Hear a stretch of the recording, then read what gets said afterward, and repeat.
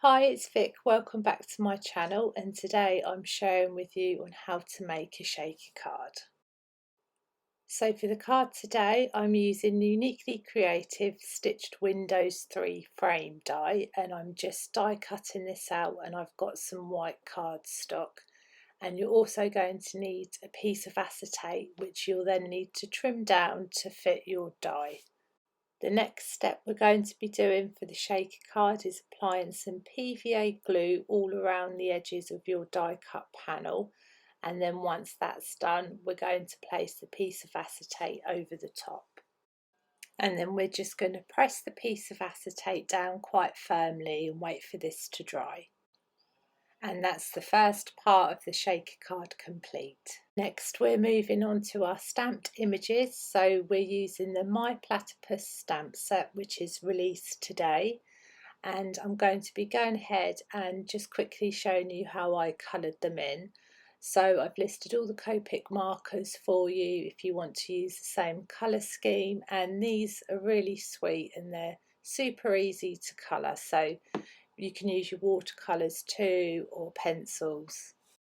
I've used mainly E40 markers to colour the platypuses in, and the E71s for their tail and beaks, and R20 to give them some rosy red cheeks. And now just moving on to the plants, so I've listed the Copics on the screen. I've only used a couple of markers for these just to keep the colouring super simple. And then once all the images are coloured, there is coordinating dies available, but I don't have them, so I'm just going to quickly trim them out with my pair of scissors. And then I'm just going to place them aside to use later when we're finishing off the rest of the card. And now we're moving on to the shaker card. So there's that piece of acetate that we did down. And to make your shaker card, you can either use some foam squares or use some foam tape. I usually just cut the foam squares in half, and then you'll see on the screen I just adhere them down. And this is the foam tape, which you can get on a big roll, and I normally just fold it twice, and this will give your shaker card much more room for your sequins to shake about in. So to make it this way, I just use a pair of scissors, trim all the pieces down, and then I start adding them to the back of the card. The one thing you need to do when you're making a shaker card is to make sure that all the foam tape that you put down, that they're touching each other along the back. So you don't want to leave any big gaps, because your sequins will end up falling out and it will just be a disaster. So just make sure that your foam tape is cut to size and that they're touching each other. And if there is a bit that needs a little bit more foam tape, it's very easy just to snip off a little bit more and add that.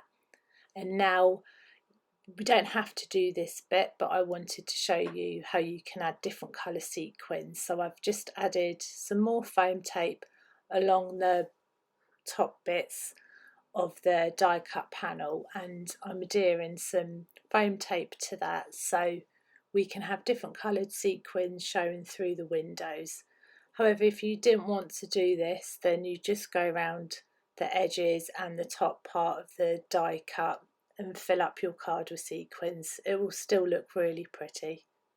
So we're nearly there. We've added all the foam tape that we need to the back panel, and once everything is adhered down, I'm then going ahead and I'm using the EK powder tool to go along the inside edges of the foam tape, and as it's a powder it should hopefully stop your sequins sticking to the side of the tape. And now we can move on to the fun part, which is filling up your shaker card. So first off, I'm using the Crystalline sequins, and I'm going to be filling up the first window with these sequins. They're really pretty and I love the colours. And the second set is the Tropical Sea sequins. So this is going in our second window, and I'm just removing the back of the tape there, because if I don't do it now, once the sequins are all in, I know they'll probably end up pinging everywhere if I didn't remove the tape now. So that's the second window filled up, and now I'm going ahead and moving on to the last window, and I'm using the Uniquely Creative Starry sequins, which again, these are so pretty and they look really nice with the other sequins. So once that's all filled up, the next step is just to have a piece of card or pattern paper that's cut down to the same size as the shaker card, and I'm just adhering that right over the top of the shaker part, so that is the shaker part complete. Now I'm just adding some double-sided tape and I'm sticking this down to my card base. And that's how I make my shaker cards. So to finish the card off, I've got the images I stamped and coloured earlier, and I'm just sticking them down. And now I'm going ahead and heat embossing the sentiment, which this sentiment just makes me laugh. It comes with the stamp set, and I think it's just a really nice fit for the whole card. So I'm going ahead and using some foam tape to stick this down.